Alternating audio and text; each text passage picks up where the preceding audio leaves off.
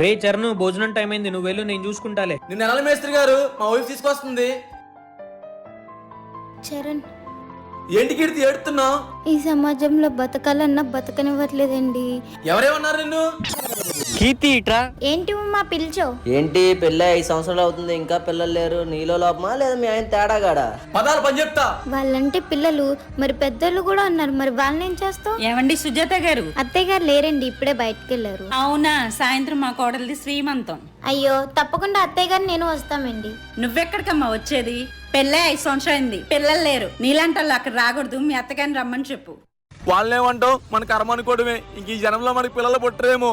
దీనికెందుకు చరణ్ ఇంత బాధపడుతున్నారు? నాకు తెలిసిన హాస్పిటల్ ఉంది, అదే Medicover women and child hospital. అక్కడికి వెళ్తే మీకు 100% రిజల్ట్ ఉంటుంది. అక్కడ 24 hours ఎక్స్పీరియన్స్ డాక్టర్స్ ఉంటారు. అట్లాగే ప్రెగ్నెన్సీ లేడీస్, చిల్డ్రన్స్ పట్ల అక్కడ ఉన్న నర్సెస్ ఎంతో మంచి కేర్ తీసుకుంటారు. నార్మల్ డెలివరీ, ఎమర్జెన్సీ కేసులు కూడా ఇక్కడ చూస్తారు.